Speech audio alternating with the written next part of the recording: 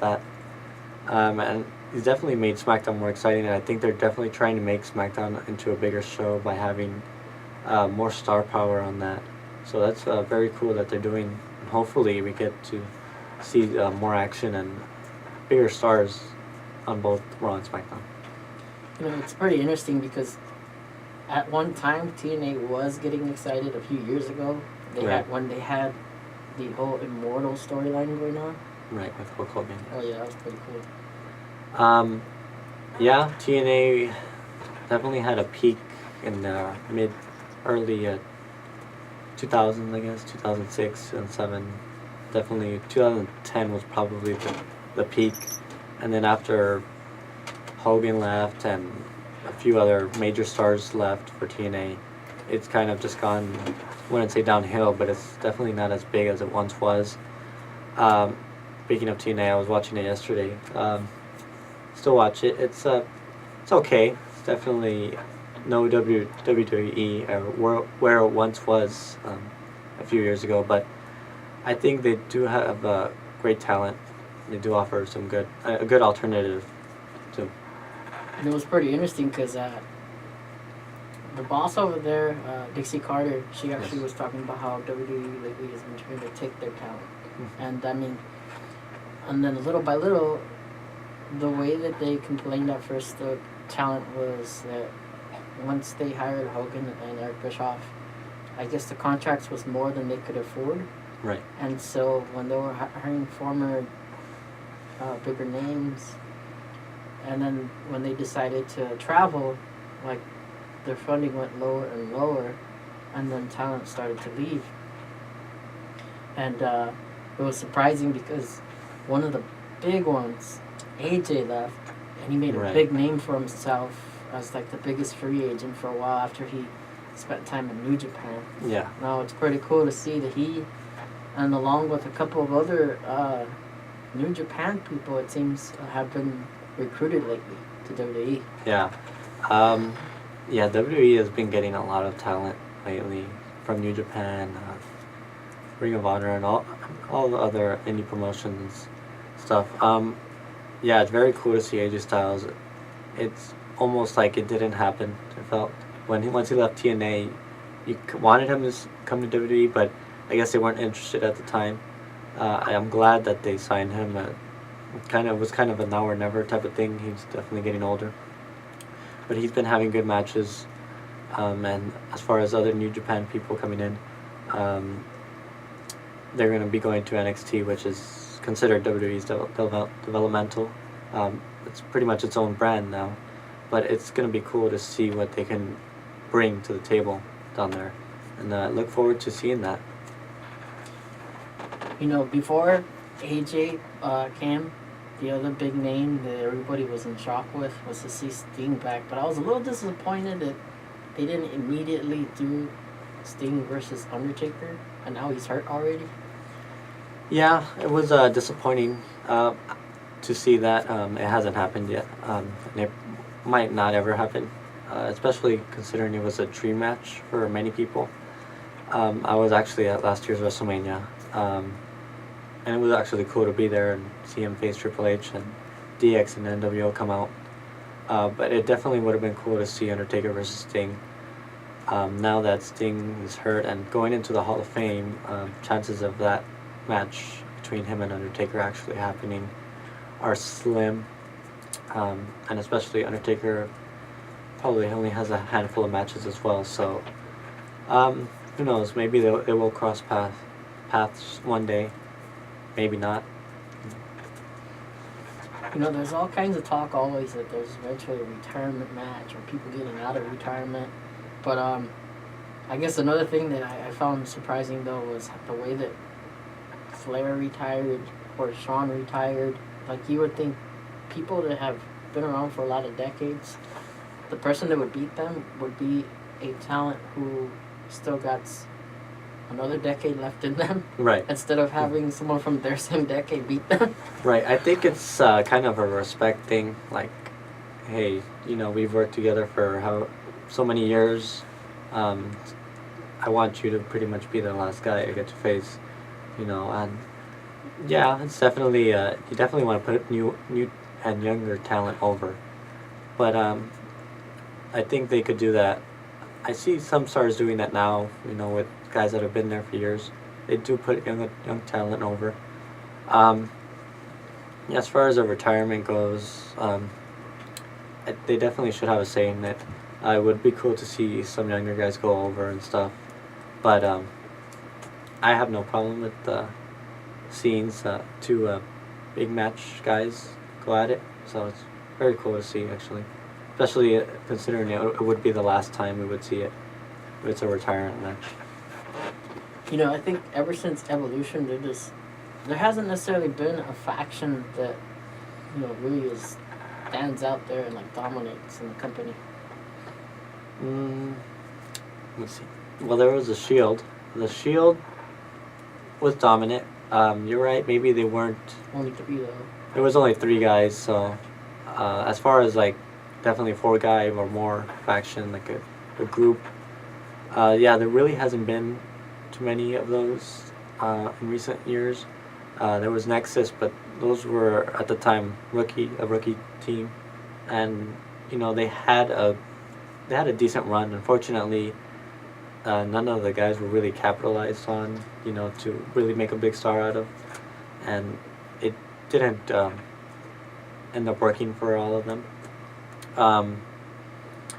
Let's see. As far as any other factions, there really hasn't been any. If you consider the Authority faction, I mean, that was big last year. It's kind of dwindled down now. But yeah, as far as like a group like Evolution, there really hasn't been one. And but I do believe with the talent coming in, I think there's kind of a change coming. I really see a big faction maybe assembling soon. It's pretty cool how, I guess in the late 90s, early 2000s, there were some people who, they didn't make it, WWE didn't see anything in them. Right. Then they went to TNA, and now WWE wanted them. Like, R-Truth, he was there as Kate Quick. Right. I think it just shows the work that the stars put in. WWE didn't want them back then because maybe they didn't see anything in them, or maybe there was just nothing for them to really use. So they went up and went to TNA, went back to the indie scene, and did their own thing. And hey, they created a name for themselves over there, and that made WWE listen and catch their attention. So definitely they dropped the ball sometimes with letting talent go, but definitely if the star gets released and they make a name for themselves, there's a good chance they might get a second chance, another opportunity at it. We'll be right back after these public service announcements. Rock and roll's best albums haven't always been the best sellers. We bring you the best of rock's best every night at midnight Pacific on the Album Break on WPMD. Classic long players from members of the Rock and Roll Hall of Fame played all the way through with virtually no interruption. Hear more than the hits, James. Start day with the Album Break, 7 nights a week at midnight Pacific, only on WPMD on the net. Make a difference.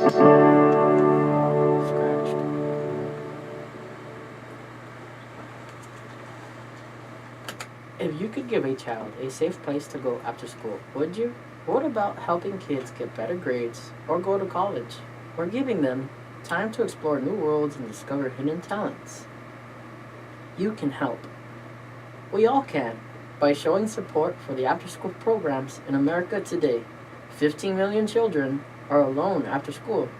Help give them a place to go.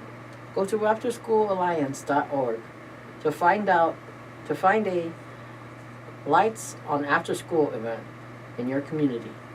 A public service announcement from the After School Alliance and WPMD on the net, where people make a difference.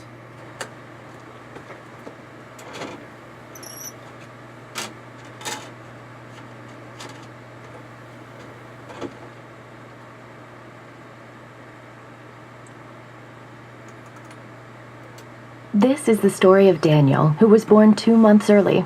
He weighed 1 pound 7 ounces. His lungs weren't ready. His heart wasn't ready. His brain wasn't ready. At the hospital, the nurses said Daniel was a fighter, and they would do all they could to help him. The doctor said even with the best care, Daniel may never walk. He may never see. He may never learn. Daniel's parents spent night after night at the hospital, watching his every breath, holding his tiny hands, and looking for signs that he was growing stronger. At home, his parents looked around Daniel's empty nursery, at the quiet toys and the still rocker, and they hoped that one day they could sit in that rocking chair and tell this story to their very healthy son. Daniel's is just one of the more than 500,000 stories of babies born prematurely last year, but there's hope for a happy ending. The March of Dimes is funding the research and programs to stop premature birth. You can help bring more babies home healthy. Learn how at marchofdimes.com. Working together for stronger, healthier babies. And welcome back. I'm Ron Flores here at WPMD Studios. You're listening to Falcon Spotlight at Norwalk, California. And I'm back here with Talon Mark's news editor. So, what was your favorite storyline? What's your favorite rivalry? My favorite storyline. Oh, there is a lot of good stuff. A favorite rivalry I would have to say is Chris Jericho and Shawn Michaels at around 2008. Around 2008, that was a long rivalry, which I don't think we see as often anymore.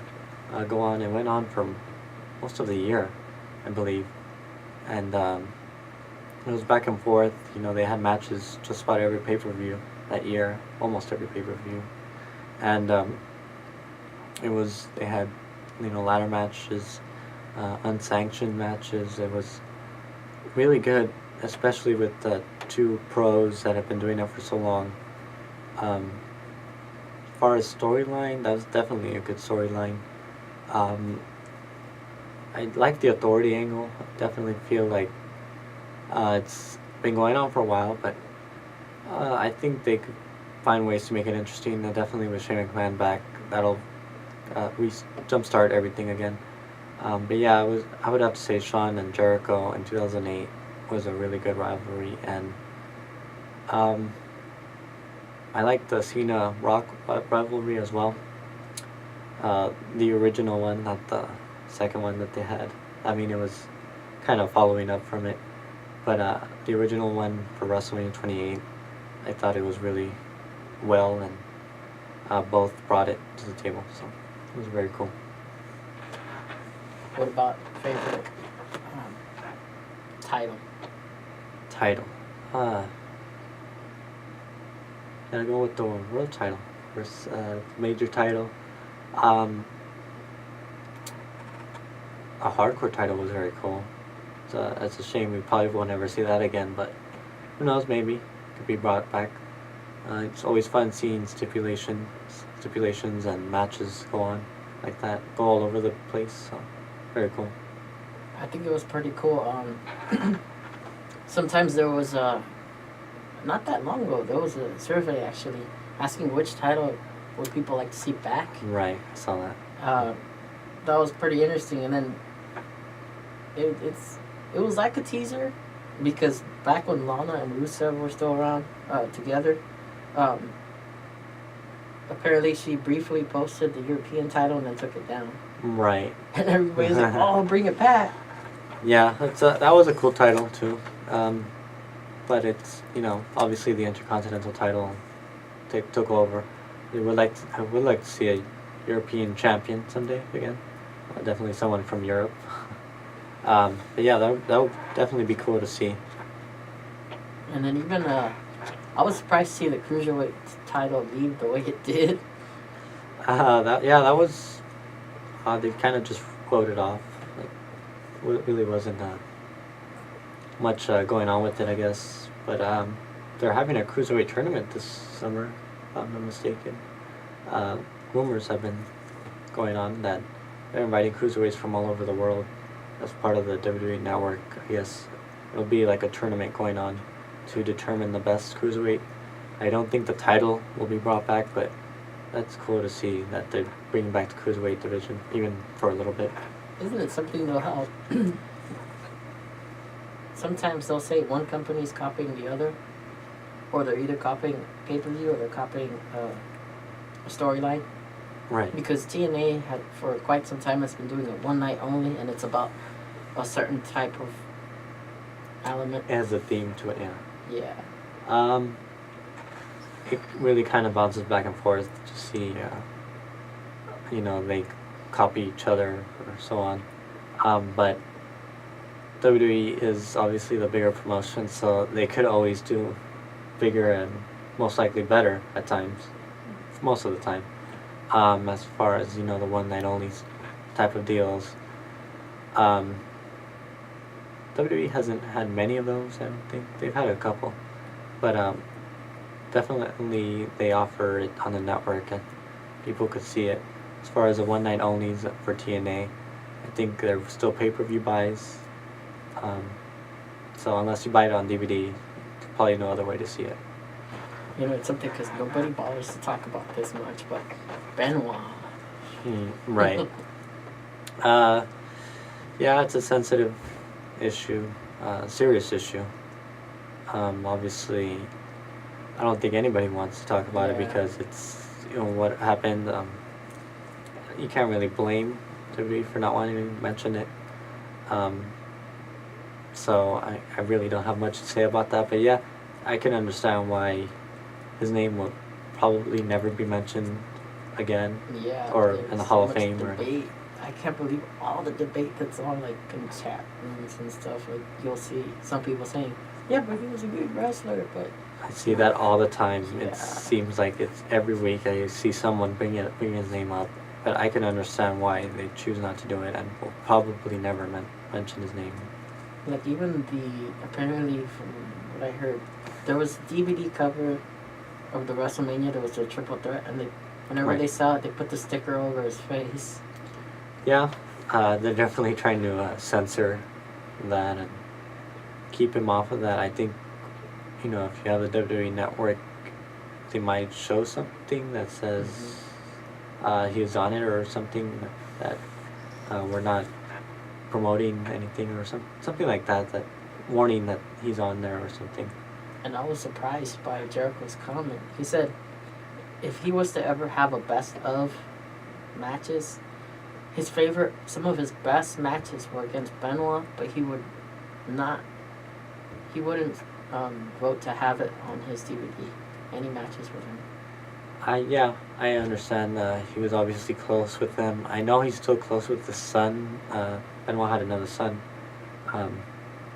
who actually visits WWE once in a while. I know when they're in Canada, so. But yeah, I know that they're so close.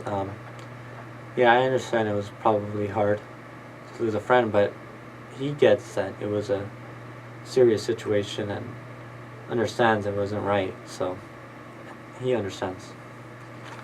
Now, as far as, for me, I'd say favorite faction as far as TNA concerns, it's a tie. I don't know. I'm thinking Immortal, but at the same time, I'm thinking Main Event Mafia. What about you? For TNA,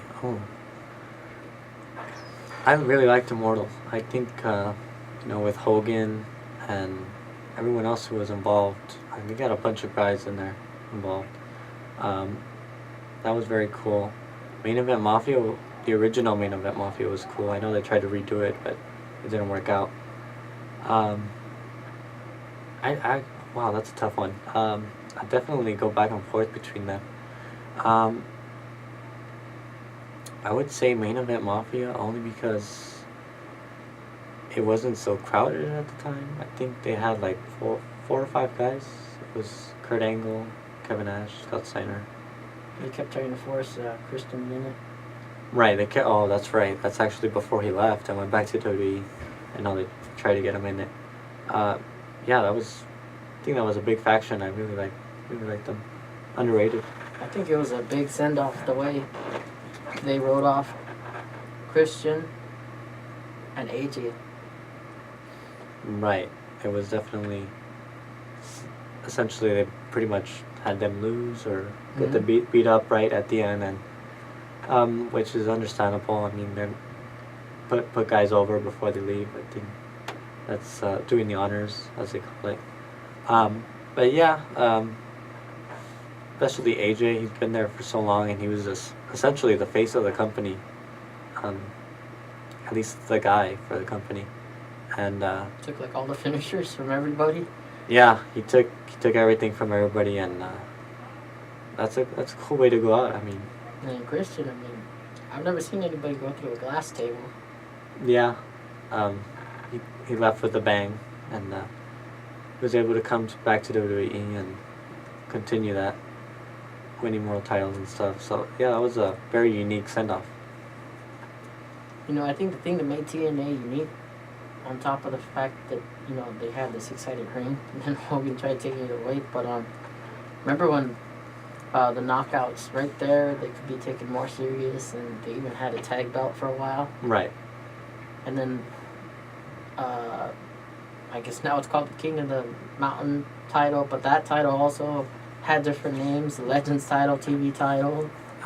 I don't know what to say about that title. It's been Yeah. bounced around so many times. It's I yeah, think Jeff's belt, though, was probably coolest so far in TNA.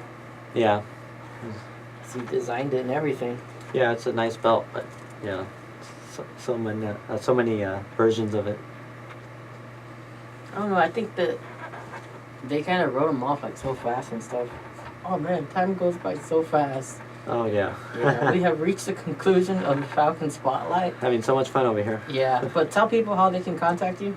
You can contact me on Twitter at EthanNV95. You can also follow at Talon Marks if you want to find out any more information about that. Cool. Well, that's it for the Falcon Spotlight, folks. Until next time.